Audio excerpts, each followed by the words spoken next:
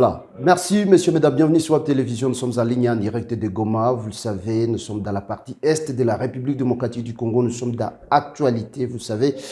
Comme à l'accoutumée, comme chaque jour, la rédaction de Web Info Télévision a l'obligation de vous faire parvenir des informations qui font la une, des informations vérifiées, vérifiables. Aujourd'hui, nous sommes dans Actualité. Nous sommes vendredi 16 février 2024. Vous le savez, c'est toujours la guerre du M23. Messieurs, mesdames, nous allons devoir vous faire part de l'évolution sur les différentes lignes de front. Aujourd'hui, vendredi, il y a eu reprise de combat dans les massifs, plus précisément sur des collines surplombant la localité de Boureimana. En tout cas, suivez-nous dans cette vidéo. Également, nous allons devoir revenir sur la mort de 2 soldats sud-africains qui ont trouvé la mort hier. 3 autres ont été blessés après qu'une bombe ait été larguée dans leur base. C'est une bombe qui a été larguée par les terroristes du M23, messieurs, mesdames. Aussi, nous allons devoir vous parler de ce mini-sommet extraordinaire qui vient d'être ouvert à Addis Abeba par le président. Ça a été initié par le président angolais Joao Lorenzo. C'est toujours en rapport avec la crise humanitaire, la crise sécuritaire. Voilà, qui prévaut actuellement dans les Nord Kivu, surtout cette guerre du M23. Voilà un peu, messieurs, mesdames, le point sur lequel nous allons, les grandes informations sur lesquelles nous allons devoir revenir dans cette actualité, messieurs, mesdames. Mais avant de voir y aller, nous vous prions de le faire comme vous le faites toujours, d'aimer, de partager le plus que possible nos vidéos, tout en vous abonnant à notre chaîne si vous êtes nouveau, en activant la cloche de notification pour ne plus rater nos prochaines publications. Voilà, messieurs, mesdames. Vous le savez, comme je vous l'ai dit, c'est parti, actualité, les grandes informations qui font la une, vous le savez, après une accalmie sur les différentes lignes de front, voilà, sur toutes les lignes de front, vous le savez. En tout cas, après quelques jours d'accalmie sur les différentes lignes de front, vous le savez, dans le Massissi et dans le Kibumba, aujourd'hui, vendredi 16 février 2024, les affrontements viennent de reprendre, comme nous sommes en train de vous parler. Nous sommes déjà dans l'après-midi, 14 heures passées, heure de Goma, messieurs, mesdames, 2 heures de moins en temps universel. En tout cas, les affrontements venaient de reprendre dans le Massissi. Plus précisément sur la colline de Ndumba, voilà, sur la colline de Ndumba, c'est à quelques kilomètres, plus ou moins 4 kilomètres de la cité, ou soit de la localité de Boureimana. Les affrontements sont donc signalés sur les collines de Ndumba aussi, à Nyamubingwa, c'est comme ça. Nous sommes à quelques kilomètres près de la cité de Boureimana, messieurs, mesdames. En tout cas, les rebelles du M23 soutenus toujours et encore par Kigali et Kampala ont repris des affrontements. C'est aujourd'hui donc dans la matinée. Ils ont attaqué, ils se sont donc attaqués aux positions des forces armées de la République démocratique du Congo, aussi aux forces, aux jeunes résistants patriotes Ouazalendo, c'est comme ça. C'est ce qu'il faut savoir en tout cas, messieurs, mesdames, selon nos sources sur place, en tout cas, les sources locales, surtout dans ces coins de la province du Nord Kivu, vous devez savoir que dans la nuit d'hier, mercredi, voilà, la nuit d'hier, jeudi à celle d'aujourd'hui, vendredi, messieurs, mesdames, vous devez comprendre qu'il y a eu interceptation. Voilà, il y a eu des camions, une colonne des colonnes, voilà, des camions de forces armées de M23 soutenus par la force rwandaise, ou soit l'armée rwandaise aussi, UPDF, voilà, les forces ougandaises. En tout cas, c'était des renforts d'hommes et munitions. C'est ce que nos sources nous signalent. En tout cas, il y a eu des renforts qui ont traversé, qui ont quitté Kichanga hier en destination de différentes positions dans les Malais, aussi sur des collines d'Endumba, des collines jusque-là qui surplombent la cité de Chacha. Vous le savez, Chacha est sous contrôle, une partie est sous contrôle des rebelles du M23. La route nationale numéro 2 entre la province du Nord Kivu et celle du Sud Kivu, c'est-à-dire la communication entre la ville de Bukavu et celle de Goma est vraiment coupée, car cette route n'est toujours pas ouverte à la circulation de la population civile, messieurs, mesdames. En tout cas, c'est ce qu'il faut connaître. Comprenez que aujourd'hui, les affrontements ont repris après que dans la nuit d'hier, jeudi à ce vendredi, les rebelles, les terroristes du M23 soutenus par Kigali et Kampala, aient reçu de renforts, en tout cas des camions transportant des soldats, des éléments RDF et UPDF ont été interceptés, ont été visibles et selon nos sources sur place à Kichanga, voilà ce que l'on peut retenir en ce qui concerne donc la situation actuelle et la situation ce vendredi 16 février 2024 pour ce qui est de la reprise des affrontements entre les rebelles du M23 et soutenus par Kigali et Kampala. UPDF, RDF sont en train de faire face à la résistance voilà, des forces armées de la République démocratique du Congo, aussi les jeunes résistants patriotes Wazalendo. Il faut également savoir que jusque-là, toujours bientôt une semaine, que la résistance, ces corridors, ces rideaux de fer est toujours une ceinture là pour sécuriser la cité des Saké, aussi la ville de Goma. Vous le savez, les rebelles du M23 sont aux alentours à plus ou moins 100 km de cette cité. Les rebelles ne parviennent pas à percer ces murs de sécurité imposés par les FARDC, aussi les jeunes résistants patriotes Wazalendo. Voilà, messieurs, mesdames, ce qu'il faut retenir en ce qui concerne donc la reprise des affrontements aujourd'hui, après quelques jours d'accalmie sur les différentes lignes de front. Dans les Rutshuru, Massissi, voilà, dans les Massissi, dans les Rutshuru, pardon, dans les Rutshuru, il n'y a pas d'affrontement signalé jusque-là. Aussi, sur le front de Kibumba, dans les Nyiragongo, en tout cas, tout est calme. Il y a un calme précaire, un calme apparent. Tout peut bâcler, tout peut capoter à n'importe quand, mais sachez qu'aujourd'hui, les affrontements ont repris dans la profondeur de Massissi, vers plus ou moins 4 km de Boueremana, ce qu'il faut retenir. C'est sur des collines surplombant la cité de Chacha. Vous comprendrez que la route qui relie la province du Sud Kivu à celle du Nord Kivu, la nationale numéro D, est toujours coupée, occupée par les rebelles du M23. On ne permet pas encore à la population de pouvoir emprunter cette route car la sécurité n'y est pas encore établie, mais selon nos sources au sein des forces armées de la République démocratique du Congo, aussi des jeunes résistants patriotes Wazalendo, tout est mis en œuvre pour que dans un bref délai, aujourd'hui ou demain, suivez-nous toujours pour devoir suivre l'évolution de cette guerre. À n'importe quand, cette route, cette question d'air, en tout cas cette route sera libérée et ouvrir ainsi la voie routière entre la province du Nord Kivu et celle du Sud Kivu, car vous savez, c'est depuis un temps que la ville de Goma est soumise à un blocus. Vous savez, lorsque la circulation est coupée entre la ville et ses territoires, c'est-à-dire dans le Nord, le Rutshuru est bloqué, la route Goma-Rutshuru est bloquée, au Sud-Est.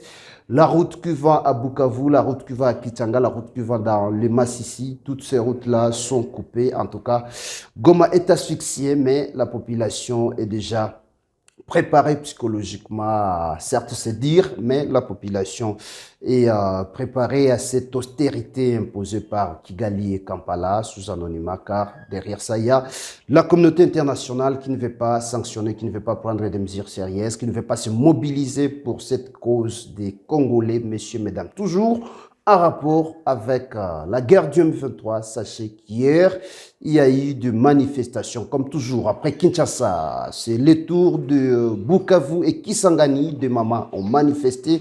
Les jeunes, la population a manifesté, la population était descendue dans des rues de Bukavu et Kisangani pour devoir demander, exiger à la communauté internationale de cesser sa passivité dans cette guerre qui est imposée jusque-là par les grandes puissances, c'est comme ça qu'il faut qualifier, en tout cas, les populations de Bukavu, celles de Kisangani, voilà, Tchopo, c'est comme ça, Sud Kivu et Tchopo, les deux provinces, se sont rejoints finalement à la province, à la ville-province de Kinshasa. Vous savez, c'est depuis un temps que manifestants sont dans les rues de Kinshasa pour exiger à la communauté internationale de pouvoir prendre des sanctions vis-à-vis de Kigali et Kampala. En tout cas, hier, c'était autour de la population de ces deux villes, Bukavu et Kisangani, pour devoir descendre dans les rues afin d'exiger à la communauté internationale de prendre des sanctions, comme je vous l'ai dit, vis-à-vis du Rwanda. Mais ce n'est pas facile car vous nous suivez toujours sur Web Télévision. Il y a une analyse qui a été faite hier par notre rédaction. L'analyse est déjà en ligne. Il suffit de parcourir toutes nos vidéos afin de retrouver cette analyse comme quoi la communauté internationale est agresseur. Au même moment, la communauté internationale est en train d'agresser la République démocratique du Congo via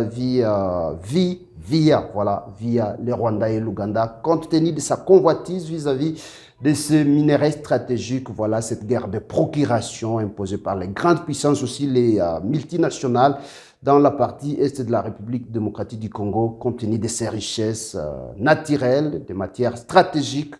Voilà, cette guerre nous imposait. Donc la communauté internationale est à la fois solution, au même moment agresseur. Voilà ce qu'il faut retenir de ces marches qui sont visibles et qui sont tenues actuellement par le peuple congolais pour exiger à la communauté internationale de se prononcer, de cesser, de briser son silence. Voilà, messieurs, mesdames. Aussi, toujours dans ce même chapitre, la guerre du M23, toujours et encore, sachez qu'il y a eu des soldats sud-africains qui sont déployés dans le Nord Kivu, dans le cadre de la mission de la SADC, ont perdu la vie. Ils ont été tués hier. 3 autres sont blessés actuellement et sont soumis à des soins dans des structures sanitaires. Vous savez, les 2 soldats ont trouvé la mort hier dans leur base après que le M23 ait largué une bombe dans leur base, messieurs, mesdames. En tout cas, la République démocratique du Congo, le gouvernement de Kinshasa, a présenté ses condoléances au gouvernement, au peuple sud-africain, malgré la mort de ces 2 militaires qui sont déployés pour le compte de la mission de la SADC. Le président sud-africain, Cyril Ramaphosa, reste très déterminé. Il a dit comme quoi il a rassuré au peuple congolais que ces soldats sont déployés pour devoir rétablir la paix dans le Nord Kivu, messieurs, mesdames. Qu'à cela ne tienne, la mort est prévisible pour les soldats qui sont engagés surtout sur les lignes de front. Vous savez, le Nord Kivu, c'est une zone rouge, c'était prévisible. Lorsque les soldats sud-africains, ou soit les missions, ou soit les différentes missions qui sont déployées sur des zones rouges comme le Nord Kivu, l'Est de la République démocratique du Congo, leur pays, leur commandement savent que tout peut arriver à n'importe quand. Voilà, ils sont déterminés, ils sont préparés à tout. Voilà comment le président sud-africain a qualifié ses maîtres. Il a dit que les 2900 militaires destinés à être déployés dans le Nord Kivu sont en train de venir pour devoir aider la République démocratique du Congo à lutter contre les groupes armés, messieurs, mesdames, avec à la tête les M23 et les rebelles de ADF. Vous savez, les ADF continuent à opérer dans le Nord Kivu, plus précisément à Beni. Et c'était grâce à la brigade d'intervention des Nations Unies, la FIB, que les rebelles du ADF étaient neutralisés en un certain moment. Aussi, les M23 avaient été mis en déroute en 2012 lors du regretté colonel Mamadou, le général Mamadou, à titre posthume.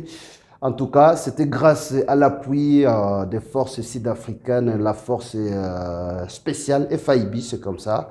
Voilà, messieurs, mesdames, ce qu'il faut retenir en ce qui concerne donc de ces 2 soldats sud-africains qui ont trouvé la mort à Goma sur le sol congolais, messieurs, mesdames. Restons dans ces chapitres, toujours et encore. La guerre du M23 qui traverse déjà des frontières pour devoir être débattue dans des salons diplomatiques. En tout cas, il y a un mini-sommet aujourd'hui, un mini-sommet extraordinaire qui vient d'être convoqué à Addis Abeba. Vous savez, Addis Abeba, c'est en Éthiopie, le siège de l'Union africaine.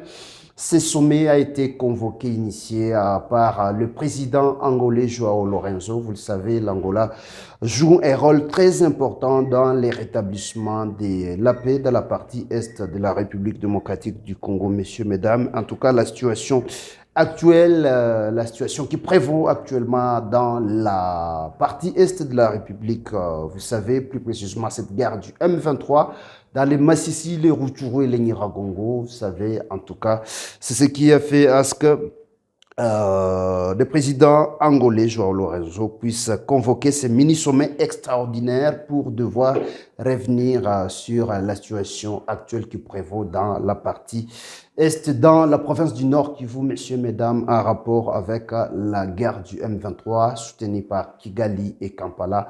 Voilà un peu ce qu'il faut retenir en ce qui concerne donc la guerre du M23. Et pour citer, pour clore, pour boucler ce chapitre de la guerre du M23, ce chapitre sécuritaire, sachez que cette guerre est en train de causer d'énormes dégâts, messieurs, mesdames. Il y a 135 000 personnes qui ont fui la cité des Saké. C'est ce qu'il faut retenir. Ça, c'est selon les rapports du Haut Commissariat des réfugiés. C'est le HCR qui venait de publier ces rapports. En tout cas, il faut retenir qu'il y a 135 000 personnes qui ont fui la cité des Saké pour devoir s'installer dans des cas de déplacés, voilà, dans des écoles ou des écoles ou des églises qui étaient déjà surpeuplées. La situation humanitaire est aussi alarmante, c'est ce qu'il faut retenir. En tout cas, la situation reste très critique, messieurs, mesdames. 135 000 personnes ont fui la cité des Saké pour devoir s'installer dans des camps de déplacés ou soit dans la partie ouest, sud-ouest de la ville de Goma, à Mugunga, dans des écoles qui étaient déjà dépassées ou soit surpeuplées par des déplacés qui venaient de Massissi. Messieurs, mesdames, c'est ce qu'il faut retenir. Et vous devez comprendre que jusque-là, comme je le disais tantôt, en tout cas, la ville de Goma est asphyxiée. La ville de Goma reste actuellement, elle est joignable juste à travers 3 voies, c'est-à-dire la frontière avec le Rwanda. C'est là qu'il faut entrer juste pour devoir venir à Goma. Aussi la frontière aérienne, c'est-à-dire à travers l'aéroport international de Goma. Et aussi, enfin, la voie maritime, c'est-à-dire la voie lacustre en venant par les ports, soit les lacs Kivu, on peut entrer dans la ville de Goma. Mais quant à ce qui concerne donc les territoires, l'intérieur, on ne sait plus sortir ou entrer dans la ville de Goma. Voilà ce qu'il faut retenir pour ce qui est des contours liés à cette guerre de M23, messieurs, mesdames, dans les Massissi. Voilà ce que la rédaction de WAB Info Télévision avait ou soit a prévu pour devoir partager avec vous pour ce qui est de la situation de ce vendredi 16 février 2024, de cette reprise de combat, cette reprise des affrontements, reprise des armes dans les Massissi, messieurs, mesdames, sur la colline, soit les collines de Ndumba et Nyamubingwa. Nous sommes dans les groupements de Mufunishanga, dans la chefferie de Baoundé, c'est comme ça qu'il faut qualifier.